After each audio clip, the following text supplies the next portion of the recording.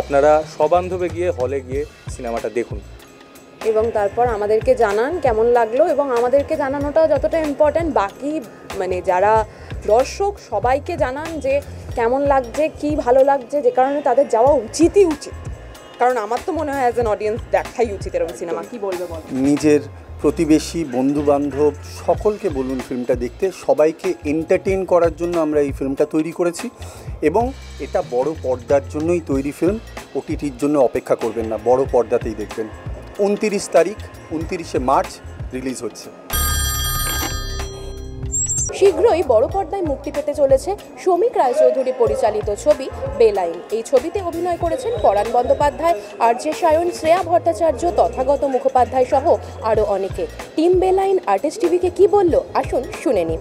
ছবিতে গল্পটা একটা ক্রস কানেকশন বা বেলাইনে চলে যায়, কিন্তু গল্পটা ঠিক ওই সায়ন বা আমাদের ছোটোবেলার ওই মজাটার বাইরে গিয়ে একটা গল্প বলে। সেটা খুবই ইন্ট্রিক্ট করে গল্পটাকে, এবং গল্পটা খুব কী বলবো, একটা সেলিব্রাল জায়গায় নিয়ে যায় আর কি।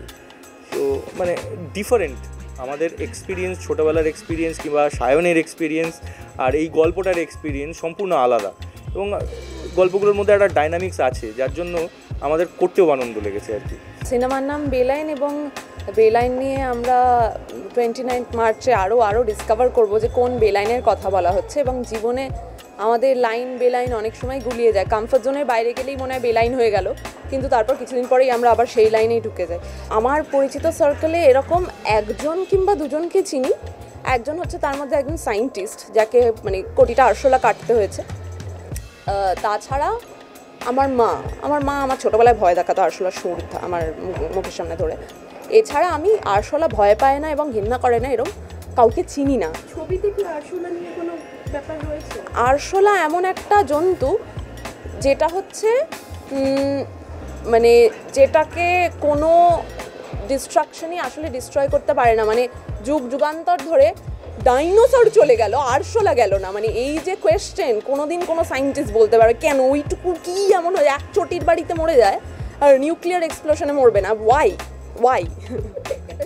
ইয়া সো ওই বেঁচে থাকাটা একটা ওই কি বলবো সার্ভাইভালটা একটা কানেকশন আছে আমাদের সিনেমার সাথে, সেই জন্যেই আরশোলা একটা সার্ভাইভাল আছে, একটা সার্ভাইভাল ইনস্টিংক্টের একটা লিঙ্ক আছে, তাই জন্য এখানে আরশোলা ছবি দেওয়া।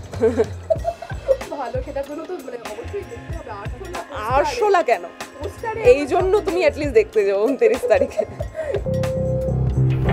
আমি কিন্তু হ্যাপি টু ডিস্টার্ব শুনতাম। যখন আমি এটা শুনতাম তখন আমি ফিল্ম মেকিংয়ে ঢুকিনি, তখন আমি চাকরি করছি আর কি। এবং সাবকনশিয়াসলি ওটা আমাকে কোনোভাবে ইন্সপায়ার করেছে কিনা জানি না, তবে অবশ্যই আমার ছোটোবেলায় দেয়ার ওয়্যার ম্যানি ইনসিডেন্টস অফ এই বেলাইন যাওয়া, মানে রং কল হওয়া, প্র্যাঙ্ক কল যাওয়া। ওই সময়গুলো টেকনোলজি যেহেতু আমাদের অনেক বেশি এনগাল্ভড হয়ে যায়নি। এখন ধরুন কেউ একটা সোশ্যাল মিডিয়াতে কিছু একটা দেখছিল বা কিছু রিল দেখছে বা অফিসের কাজ করছে মোবাইলে, এখন তো সবই হয় মোবাইলে। সেই সময় যদি একটা রং কল আসে সেটা কিন্তু বিরক্তির কারণ হয়ে যায়। তখন সেটা ছিল না, তখন এতটা আমরা সোশ্যাল মিডিয়া বা এই জাতীয় জিনিস নিয়ে এতটা এনগালভড হয়ে যায়নি। হ্যাঁ, কাজের ক্ষেত্রে হয়তো বিরক্ত হতো, কিন্তু তাহলেও ওইটুকু ব্রিদিং স্পেস ছিল যেখানে আমরা একটা রং কলকে এনজয় করতাম। পরাণ বন্দ্যোপাধ্যায়ের সাথে কাজ করা মানে একই ছবিতে রয়েছি, এটা একটা প্রিভিলেজ আর কি, যে এত বড় প্রচণ্ড মানে হ্যাঁ, আমার একটা দুর্ভাগ্য হয়েছে যে একই সিন শেয়ার করিনি, তবে সিনেমা তো শেয়ার করেছি, সেটা একটা প্রিভিলেজ।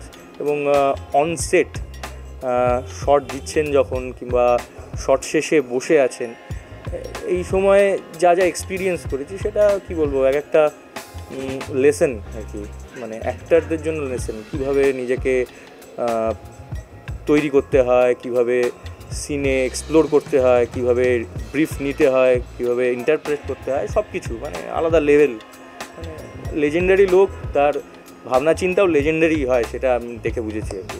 এতক্ষণ আপনারা দেখছিলেন টিম বেলাইনের নানা গল্প। এরকম আরও বিভিন্ন আপডেটের জন্য অবশ্যই চোখ রাখুন আর্টিস্ট টিভি এইচডির পর্দায়।